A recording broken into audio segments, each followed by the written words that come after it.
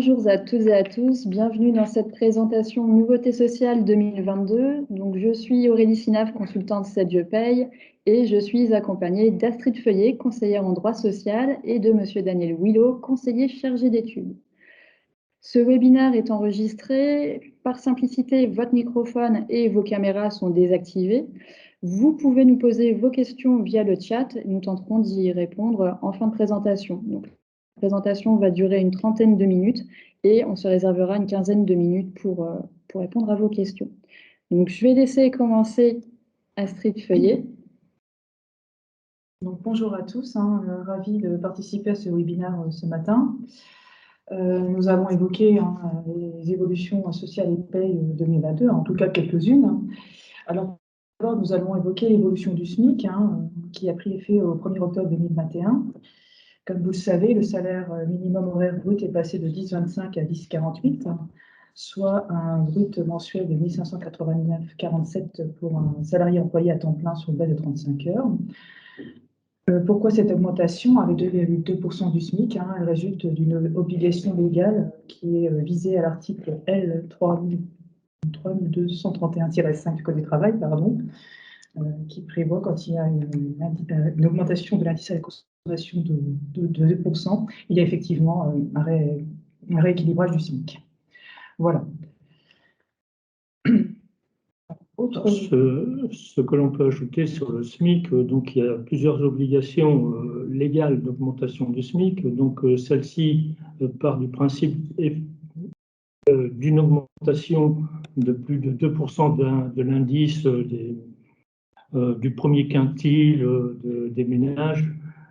Ça, c'est la première augmentation. Cette année, ça faisait longtemps qu'on n'avait pas une évolution du SMIC en cours d'année. Donc depuis 2011, on n'avait pas eu cette augmentation. Il faut s'attendre, bien sûr, à la seconde évolution du SMIC au 1er janvier 2022. Cette évolution est une obligation que l'on a chaque année de revalorisation du SMIC, qui va dépendre à la fois de l'évolution de l'indice des prix et également de la moitié du gain de pouvoir d'achat également des ménages du premier quintile, du salaire horaire de base ouvrier-employé. Donc on va avoir cette seconde, pour l'instant on n'a pas les données, puisque les données, ça va être l'évolution de l'indice des prix du mois de novembre, et puis le gain de pouvoir d'achat qui sera connu également au mois de novembre, c'est l'indice du troisième trimestre de l'évolution du salaire horaire de base ouvrier-employé. Donc ces deux paramètres vont donner une évolution du SMIC, et on a aussi une autre évolution du SMIC qui est le coup de pouce gouvernemental. Nous sommes en période d'élection, nous sommes aussi dans un contexte particulier de perte de pouvoir d'achat, donc il n'est pas... il pourrait être prévu également un coup de pouce gouvernemental. Là également, ce coup de pouce n'a pas eu lieu depuis bon nombre d'années maintenant.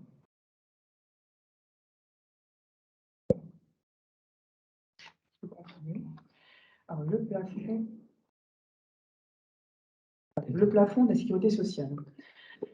Donc, il y a eu un rapport provisoire de la Commission des comptes de la sécurité sociale qui a été diffusé le 24 septembre 2021. D'après ce rapport, le plafond de sécurité sociale ne devrait pas être revalorisé en 2022, donc pour la deuxième année consécutive, ce qui ferait un plafond annuel qui resterait fixé à 41 136 €. Mais attention, cette information reste cependant à confirmer, car ce plafond est fixé par arrêté qui est publié fin novembre, début décembre. Voilà, pour l'instant, on attend cette confirmation de l'information. Voilà, je vais trop vite.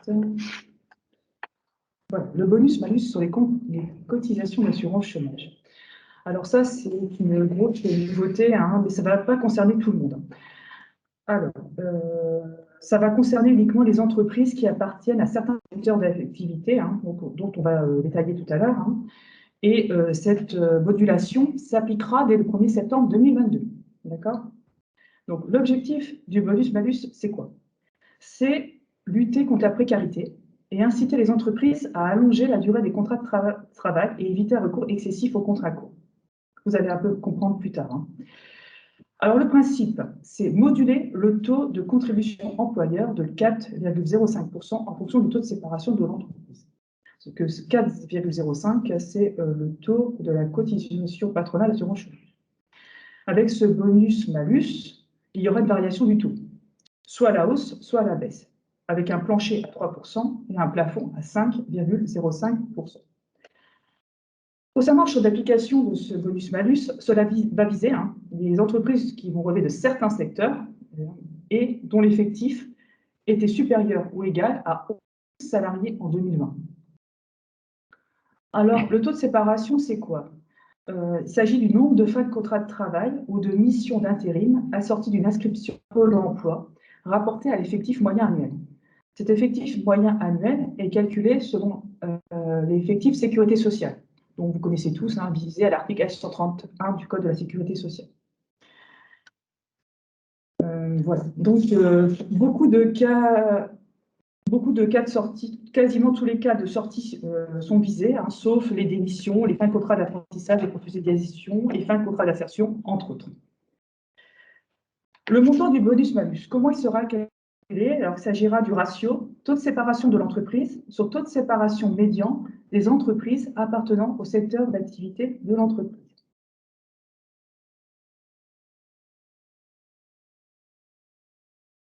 Donc, comme on vous le disait, ce seront les secteurs d'activité dont le taux moyen de séparation est supérieur à 150%. Vous pouvez retrouver toutes les informations que vous dites dans l'arrêté du 28 juin 2021. Comme ça, vous aurez la source et vous aurez tous les tableaux que l'on va évoquer tout à l'heure. Donc, quels sont les secteurs d'activité concernés? Donc, la fabrication de denrées alimentaires, de boissons et de produits à base de tabac. La production et distribution d'eau, assainissement, gestion des déchets et des pollutions. Les autres activités spécialisées, scientifiques et techniques. L'hébergement et la restauration, le transport et entreposage, la fabrication de produits en caoutchouc et en plastique, ainsi que d'autres produits minéraux non métalliques, le travail du bois, industrie du papier et imprimerie. Donc, petite précision, pour la première année d'application, à compter du septembre 2022, certaines entreprises vont bénéficier d'une exclusion de l'application du bonus-malus. Ce sera notamment celle qui relève de la liste des secteurs S1. Donc, entre autres, c'est transport, restauration. Seront ainsi exclus temporairement une partie d'entreprises de ces secteurs. Donc, pour savoir si vous êtes concerné, impacté, comme je vous le dis tout de suite, l'arrêté du 28 juin, dans différentes annexes, liste l'ensemble des secteurs visés et l'ensemble des entreprises via l'IDCC ou le code APE. D'accord? Alors, petite précision, le bonus-malus ne s'applique pas aux structures ayant pour objet social l'insertion par l'activité économique. C'est une exclusion prévue par les textes. Alors, je ne l'ai pas dit, mais sachez que les 7 secteurs concernés qu'on vient d'évoquer par le bonus-malus représentent 34% des ruptures de contrat de travail donnant lieu à inscription à Pôle emploi. Donc voilà, c'est un chiffre assez probant.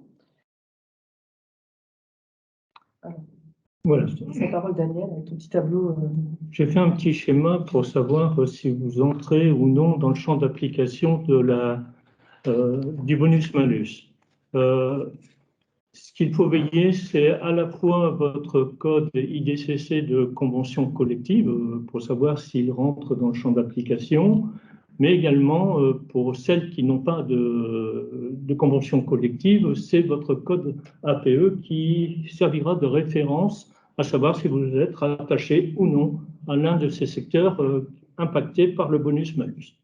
Dans mon petit schéma que j'ai mis là ici au tableau, vous avez première interrogation, est-ce que l'entreprise applique ou non une convention collective? Donc sur la gauche, non, les entreprises qui ne répondent pas à une convention collective, c'est le code APE de l'entreprise qu'il faudra vérifier si elle rentre dans le champ d'application du bonus-malus. Et donc les codes APE référencés, vous les retrouvez dans l'annexe 3 de l'arrêté du 28 juin 2021. Si ce code APE ne correspond pas à l'un des codes APE référencés, vous n'avez pas d'application du bonus-malus. Si, dans le cas contraire, effectivement, vous avez effectivement votre code APE qui est référencé, il y a une deuxième annexe, les annexes 5 et 6 de l'arrêté du 28 juin 2021 vont préciser si votre code APE fait partie des codes vous permettant de ne pas en fait appliquer le bonus-malus sur la première année d'application. Si votre code n'est pas est référencé, vous avez donc cette application qui se fait l'année suivante, pas à compter du 1er septembre 2022, mais à compter du 1er janvier 2023. Et sinon, vous appliquez le bonus-malus dès le 1er septembre 2022. Si je pars sur la partie droite du schéma, vous allez vous interroger si la majorité des contrats de travail est associée à une convention collective. Si ce n'est pas le cas, vous revenez dans l'application de la partie gauche, donc via le code APE de votre entreprise. Si dans votre entreprise, il existe plusieurs conventions collectives, donc vous allez devoir d'abord regarder, vous allez choisir le code IDCC pour lequel vous avez le plus de contrats de travail et plus d'effectifs. Donc c'est le code IDCC de référence. Donc vous avez un code IDCC qui est retenu, votre code IDCC de référence. Vous regardez par rapport à l'annexe 2, cette fois-ci de l'arrêté du 28 juin, pour savoir si vous êtes dans le champ d'application. Si tel n'est pas le cas, vous n'avez pas d'application du bonus-malus. Si vous avez un code IDCC référencé, il faudra regarder, donc ça c'est cumulatif, c'est à la fois le code IDCC, mais également le code APE, qui doit, en fait, c'est l'annexe 3 de l'arrêté du 28 janvier 2021, pour savoir de manière cumulative si votre code IDCC est retenu et votre code APE est retenu, vous devez appliquer le bonus-malus. Et là également, il y a la référence à l'annexe 5 et 6 pour savoir si vous allez devoir reporter l'application du bonus-malus ultérieurement, pas sur la première année, ou si vous devez l'appliquer de manière automatique à compter du 1er septembre 2022. Donc c'est un résumé de ce qui est dit dans cet arrêté du 28 juin 2021. Et après, vous voyez effectivement par rapport à vos taux de séparation, quelle sera l'application, soit un bonus, ça peut être intéressant, soit un malus, où vous allez avoir une majoration de votre contribution d'assurance chômage. Voilà sur ce que l'on peut dire en résumé sur ce texte.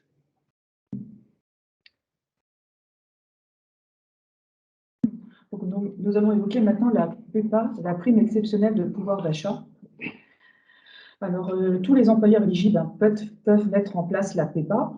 Par contre, cependant, il faut bien préciser, le versement de la prime PEPA est facultatif. C'est vous, entreprise, qui décidez ou non de mettre en œuvre la PEPA. D'accord ?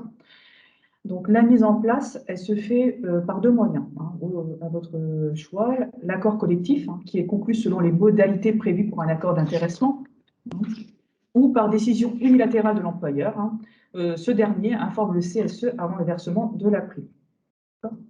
Donc, nous nous sommes basés pour faire cette partie sur l'instruction du 19 août 2021 de la direction de la sécurité sociale. Donc, c'est une ligne d'information sur la PEPA. Donc, je referme ma petite parenthèse. Donc, la prime peut être versée entre le 1er juin 2021 jusqu'au 31 mars 2022. Le principe, c'est une limite d'exonération de 1 000 €. Cependant, la loi a prévu des dérogations dans lesquelles la limite est portée à 2 000 €. Alors, quelles sont-elles? Alors, il s'agit des employeurs qui mettent en œuvre un accord d'intéressement à la date de versement de la prime ou ayant conclu un accord prenant effet entre la date de versement de la prime et le 31 mars 2022. Autre cas, les employeurs engagés dans des actions de revalorisation des travailleurs de la deuxième ligne. Alors, qu'est-ce qu'on entend par travailleurs de la deuxième ligne? Alors, cette définition se trouve dans l'instruction. Elle nous dit « Les salariés qui, en raison de la nature de leurs tâches, ont contribué directement à la continuité de l'activité économique et au maintien de la cohésion sociale et dont l'activité s'est exercée en 2020 et 2021 uniquement ou majoritairement sur site pendant les périodes d'urgence sanitaire. » Autre dérogation, les entreprises de moins de 50 salariés. Et enfin, certaines associations et fondations reconnues d'utilité publique. Je vous épargne les références du CGI et que vous retrouverez sur le support. Donc, le montant de la prime peut être modulé selon certains critères que vous devrez prévoir dans l'accord ou la décision unilatérale. Les critères de modulation sont la rémunération, la classification, la durée contractuelle du contrat de travail, la durée de présence effective sur l'année écoulée. Cette prime est exonérée d'impôts sur le revenu, de cotisations sociales, de CSG-CRDS et de l'ensemble des contributions et taxes dues sur les salaires dont la rémunération est inférieure à 3 SMIC, appréciés sur les 12 mois précédant le versement de la prime. Attention, ce montant est à proratiser en cas de temps partiel ou d'année incomplète. Alors, nous avons mis 2 petites alertes. Donc, il n'est pas autorisé d'en réduire le montant à raison des congés maternité, paternité et d'accueil de l'enfant, de l'adoption d'un enfant, ainsi que des congés d'éducation parentale, de présence parentale. Ça, différence majeure avec la prime prévue en 2020, avec, comme vous le savez, avec la crise sanitaire qu'on vit et qu'on a vécu surtout en 2020. Eh bien, il était possible de prendre en compte les conditions de travail liées à l'épidémie de Covid-19 pour moduler le montant de la prime. Eh bien, cette faculté de modulation n'est pas reprise. Toutefois, l'instruction précise que cette impossibilité de moduler le montant de la prime en fonction des conditions de travail liées à l'épidémie de Covid-19 et sans préjudice de la possibilité de verser des primes à la limite de 2 000 € pour les employeurs engagés dans des actions de revalorisation des travailleurs de deuxième ligne, sous réserve du respect des conditions liées à la signature d'un accord visant à valoriser les travailleurs de la deuxième ligne ou à l'ouverture de négociations en ce sens. Voilà. Concernant les salariés éligibles, donc les salariés liés par un contrat de travail sont éligibles. Les apprentis ont également droit à cette prime dans les mêmes conditions que les salariés de l'entreprise.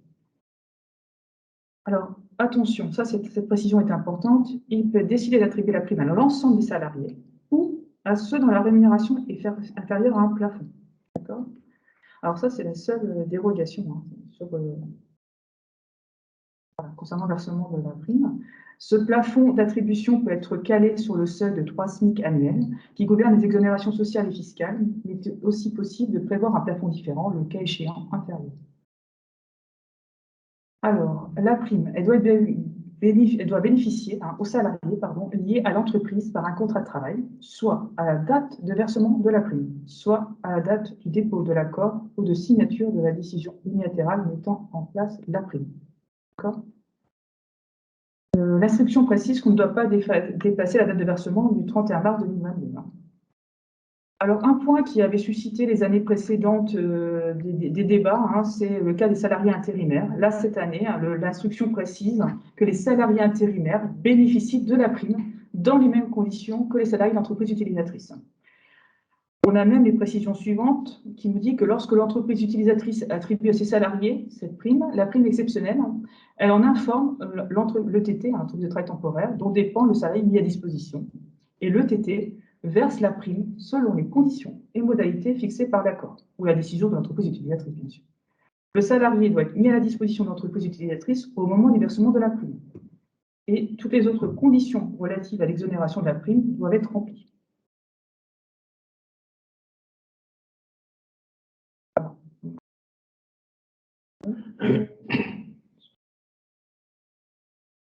Alors pour la PEPA, tu as quelque chose? Non, ça va?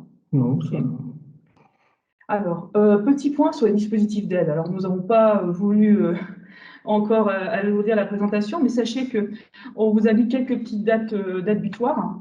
Alors, dispositif des emplois francs, un dispositif d'aide qui concerne l'embauche de certains demandeurs d'emploi vivant dans des quartiers prioritaires de la ville. Cette aide, normalement, s'arrête au 31 décembre 2021. Après, vous avez l'aide financière à l'embauche de personnes handicapées qui a été reconduite, elle, jusqu'au 31 décembre 2022. Pour rappel, c'est une aide de 4 000 € quand vous embauchez des personnes handicapées. Ensuite, vous avez l'aide exceptionnelle aux employeurs de contrat de pro jusqu'au 31 décembre 2021. Donc, 5 000 euros pour un moins de 18 ans et 8 000 euros pour un plus de 18 ans, mais sachez quand même qu'il y a des conditions hein, dans les textes. Et ainsi que, donc, normalement, elle se poursuit jusqu'au 31 décembre 2021. Et comme l'aide exceptionnelle aux employeurs d'apprentis, hein, qui elle aussi s'arrêterait au 31 décembre 2021. Mais attention, hein, M. Castex avait annoncé à 6 septembre 2021 qu'il y a une prolongation de ces aides à l'apprentissage ainsi qu'au contrat de pro pour 6 mois supplémentaires. Mais à l'heure où je vous parle, il n'y a toujours pas eu de publication de décret. Donc on reste à l'état d'annonce. Voilà.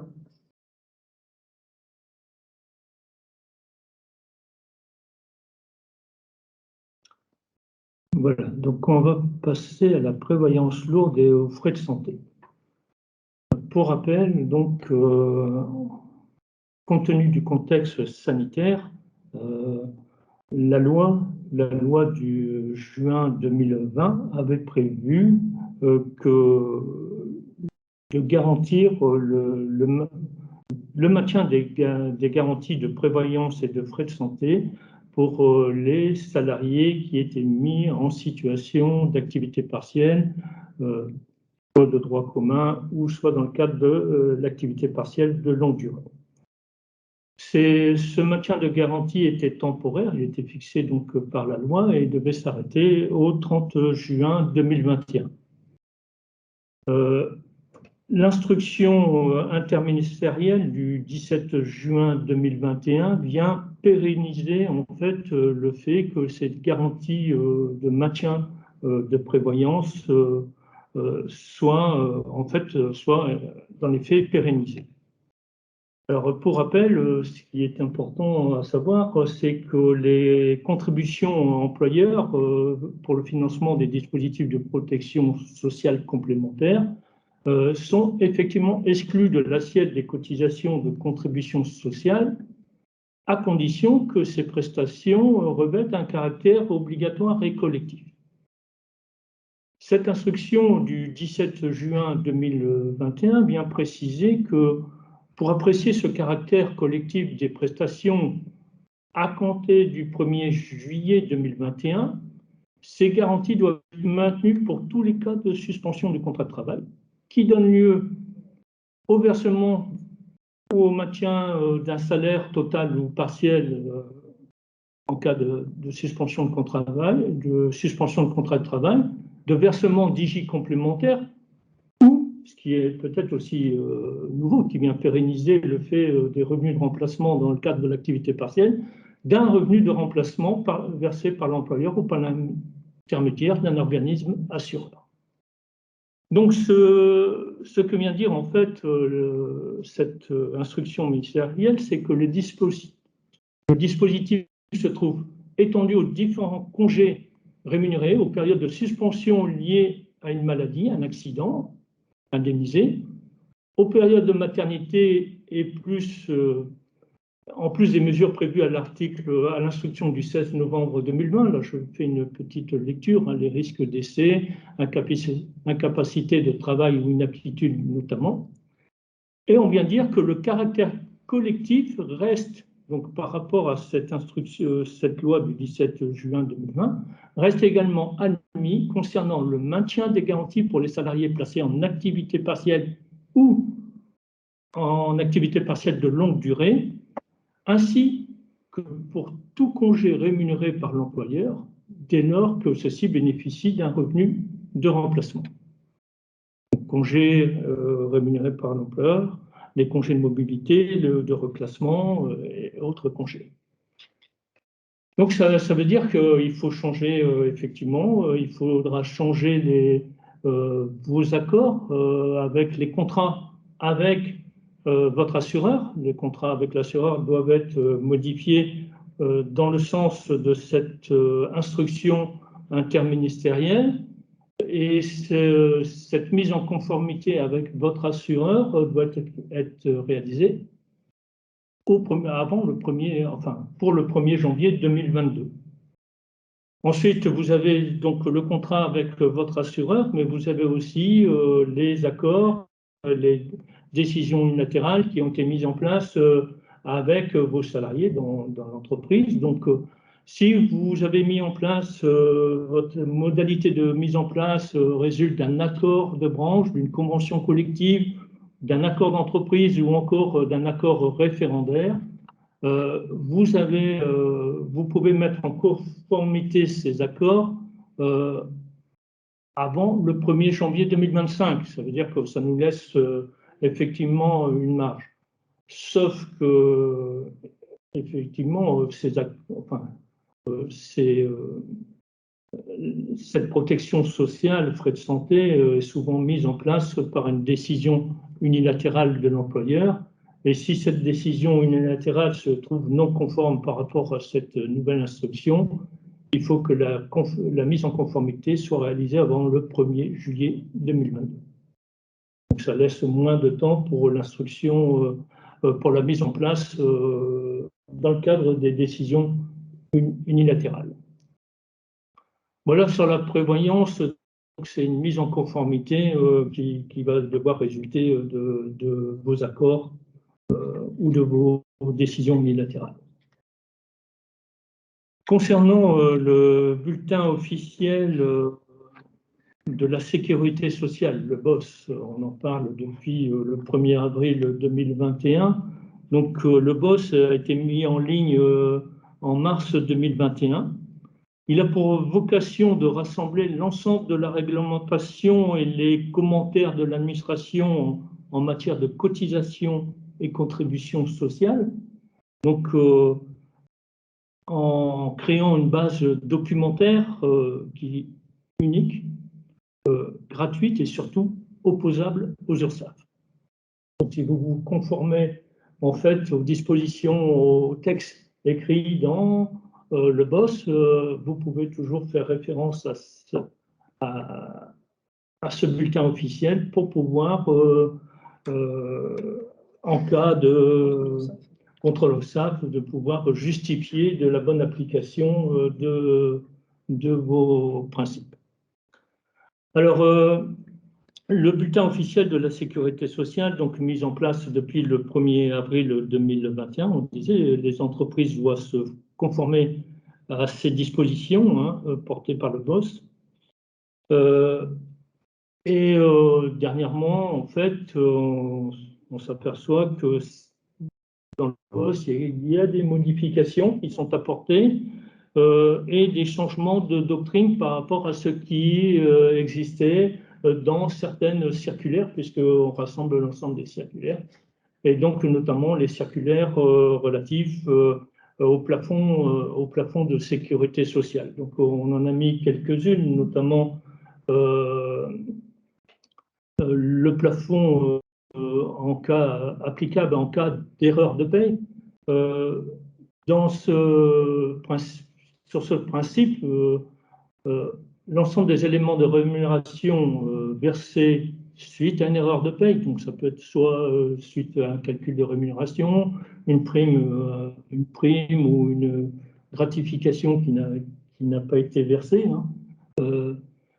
Jusqu'à présent, la doctrine, on disait on va appliquer le plafond, les taux de cotisation, les règles de paie en vigueur lors de la période de travail à laquelle ces éléments de rémunération se rapportent, à condition que en fait, l'erreur de paie a entraîné, a donné lieu à une modification du bulletin de paie. Donc généralement, lorsqu'on avait une décision de justice qui imposait en fait à rétablir le bulletin de paie, on devait se conformer en fait à ce texte. Ce que vient de dire changement un peu doctrinal, c'est que maintenant on doit ce principe vaut qu'il y ait ou non modification du bulletin de paie. Donc, on va devoir appliquer les plafonds, les taux de cotisation, les règles de paie en vigueur lors de la période de travail à laquelle ces éléments se rattachent, en cas d'erreur de paie, qu'il y ait ou non modification ou réécriture du bulletin de paie. Comme auparavant, on peut porter cette application, cette modification sur le mois de décembre de l'année. mais il faut faire attention, on peut le faire uniquement à condition qu'il n'y ait pas de modification de taux, de plafond, de règles, notamment sur la réduction Fillon, on va dire, enfin, puisque là, il y a modification du taux, et que l'ensemble des paramètres demeurent identiques entre décembre et le mois de rappel de salaire. Donc ici, application de cette modification à compter du 1er janvier 2022. En cas de suspension de contrat de travail, donc les éléments de rémunération versés pendant une période de suspension, genre congé parental, congé sabbatique, ce qui a été dit, c'est qu'on avait une règle assez compliquée. Cette règle consistait à appliquer le plafond, les taux, les règles de paye en vigueur lors de la dernière période d'emploi. Dès lors que cette dernière période d'emploi se trouvait dans la même année que la période de versement. Donc c'était assez compliqué. Et si ça n'était pas le cas, c'était sur la période de versement et on maintenait un plafond. Donc la règle était assez compliquée. Donc là, on a, j'allais dire, peut-être une simplification, parce que dorénavant, le principe de rattachement à la période d'emploi s'applique. Il n'y a pas de condition d'avoir cette suspension dans l'année de versement. Donc, il y a une petite simplification, je ne dis pas en paye, hein, mais dans les textes tout au moins. Voilà. Sur les autres points, il y avait aussi, je vais rappeler que la proratisation du plafond de sécurité sociale n'était pas applicable lorsque, dans le cadre du forfait jour réduit. Forfait jour réduit, c'est le forfait qui est inférieur à 218 jours. Donc, on ne pouvait pas proratiser le plafond. Maintenant, il y a possibilité dès qu'on a un plafond, un forfait jour réduit inférieur à 218 jours, l'employeur a la possibilité de réduire le plafond comme un temps partiel. Sur les autres règles, modifications, c'est l'absence partielle ou totalement indemnisée par l'employeur. Le plafond n'était pas réduit lorsqu'il y avait un versement d'une rémunération. Jusqu'avant le 1er avril 2021, hein, lorsqu'il y avait le maintien d'un avantage en nature, ça n'était pas forcément considéré comme une rémunération. Donc on pouvait faire, on était absent tout le mois, il n'y avait que l'avantage en nature qui était versé, on n'appliquait pas de plafond. On n'appliquait pas de plafond, c'était la possibilité. Changement de règle. Donc maintenant, dès lors qu'il y a versement, ne serait-ce que seulement, on va dire, d'un avantage en nature qui est maintenu par l'employeur, il y a maintien du plafond de sécurité sociale. Là, c'est normalement application à compter du 1er avril 2021 de cette nouvelle règle, on va dire, avec effectivement une tolérance jusque pour l'année 2021. Sur les absences partiellement ou totalement indemnisées par l'employeur, c'est la même chose. Tiens. En cas d'absence de maintien de salaire, mais de versement durant un mois ne comportant aucune période travaillée, donc je n'ai pas de salaire et j'ai une absence durant un mois total. Si je viens à verser un autre élément de rémunération, une prime par exemple, et que cette prime devait être versée en vertu d'un accord, d'un accord collectif ou d'un usage que l'on peut déterminer, effectivement, sur cette période-là, il y a maintien du plafond, puisque la prime devait être versée durant la période d'absence. Donc, il y a maintien de plafond.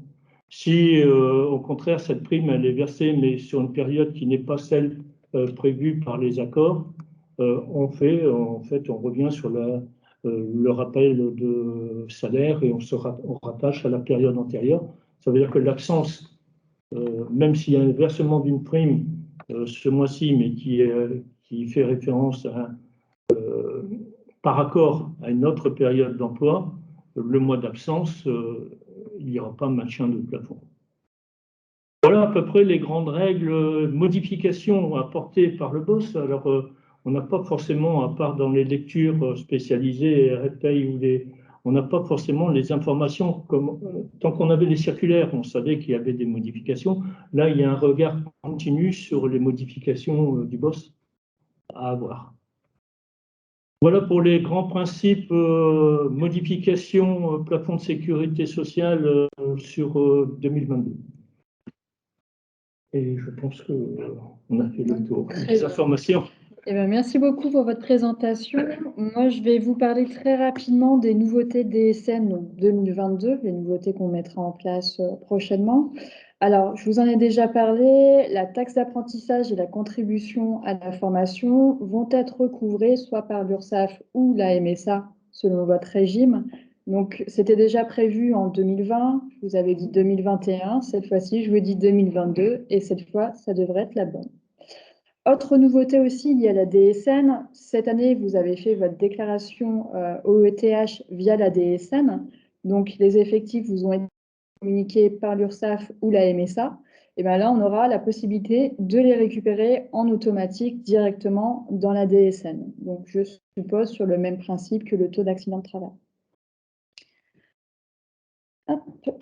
Autre modification aussi, donc tout à l'heure Astrid vous a parlé des taux de bonus-malus pour les sociétés qui seraient concernées, donc bonus-malus au niveau de Pôle emploi. Au niveau de la DSN, ça impactera la DSN du mois de septembre, mais les taux seront bien entendu notifiés un mois avant, donc prévus vers fin août 2022. Autre nouveauté qui a cette fois-ci été reportée, le recouvrement des cotisations aux retraites, donc des cotisations Agirc-Arrco par l'URSSAF. Ça avait été prévu sur l'année 2022, mais ça a été reporté en 2023, tout en sachant qu'il y aura une phase pilote quand même de prévu sur 2022 pour que ça se passe correctement dès 2023. Nouveaux entrants dans le champ de la DSN, la caisse des congés payés des travaux publics, du transport et de la manutention portuaire. Donc, l'intégration de ces caisses directement dans la déclaration vous libérera des anciennes déclarations type les DATSUS et IBTP, les DUX et compagnie. Donc, tout passera en direct dans la DSN et a priori pas de double déclaratif. Autre nouveauté, il n'y en a plus beaucoup, je vous en ai déjà parlé aussi, fin de contrat de travail unique. 1er janvier 2022, plus d'attestation employeur dématérialisée, donc fin des AED, et obligation de déclarer via la FCTU, donc fin de contrat de travail unique, qui, contrairement à la DSN de fin de contrat de travail, va intégrer beaucoup plus d'éléments, ce qui permettra de remédier aux problématiques que nous pouvions avoir sur, par exemple, les contrats courts. Le cas des salariés qui entraient et sortaient en cours de mois, qui n'étaient pas éligibles à la DSN de fin de contrat, faute d'informations nécessaires. Pour l'instant, tout ce qui est expatriés et intermittents du spectacle ne sont pas encore concernés par les fins de contrat de travail unique. Ça saurait tarder à venir. Donc bien, obligation au 1er janvier 2022 et à ce jour, pas d'autres moyens déclaratifs pour les fins de contrat de travail. Nouveau type de DSN aussi, de DSN de signalement, donc le signalement d'amorçage des données variables. Donc la DSN ADV fera son entrée également en 2022. L'utilité de ce signalement, c'est la possibilité de récupérer les taux de prélèvement à la source sans passer par le topaz de Net Entreprise, mais également l'affiliation directe auprès des organismes complémentaires pour optimiser les délais de couverture. Cette DSN d'amorçage permettra également, pour le cas des sociétés, des salariés, qui sont mutés au sein d'un même groupe, donc la possibilité de récupérer toutes les données techniques, notamment numéro de contrat de travail et compagnie, pour que les liens soient faits directement au niveau de la mutation. Et enfin, autre nouveauté aussi, la prise en compte des temps partiels thérapeutiques. Donc à ce jour, les temps partiels thérapeutiques ne sont pas éligibles à la DSN. Donc là, a priori, dès mi-2022, ce type de DSN sera opérationnel, donc possibilité de faire votre déclaratif directement par ce biais. Voilà, normalement j'ai fini avec les nouveautés. Il nous reste quelques minutes pour vos questions-réponses, donc n'hésitez pas à poser vos questions directement dans le chat et on va voir pour y répondre. Pour l'instant, on n'a pas de questions, donc c'est que c'est très très clair. On est de plus en plus opérationnel. Hop. Alors, j'ai une question. Comment on va faire sans les AED? Alors, justement, le déclaratif Pôle emploi, ça a évolué là cette année au mois de juin. Déjà, plus possibilité de faire les déclarations papier. Pour l'instant, jusqu'au 31 décembre, possibilité encore de le faire soit directement sur le site de Pôle emploi, soit directement via le système AED, donc en EDI. Mais 1er janvier 2022, Pôle emploi indique bien que seule la DSN de fin de contrat de travail unique sera acceptée. Donc, il n'y aura pas de choix au niveau du déclaratif. Vous devez faire la DSN de fin de contrat de travail unique. Et pour toutes les problématiques que vous pouvez rencontrer en ce moment, il est bien évident que Pôle emploi et les logiciels vont évoluer pour que vous puissiez faire vos déclarations. Les salariés ne vont pas rester sans déclaration pour un problème technique. A priori, on n'a pas d'autres questions. Alors, j'ai des merci. Apparemment, c'est très clair. Ok, très bien. S'il n'y a pas de questions, je vais vous remercier pour votre attention. Je vais vous remercier pour votre intervention qui était très, très claire. Prochain épisode, l'épisode de clôture. Donc, c'était le dernier épisode de la saison 4. Vous avez dans le chat le lien vers cet épisode final qui débutera d'ici 2-3 minutes. Bonne journée à tous et bonne continuation. Au revoir.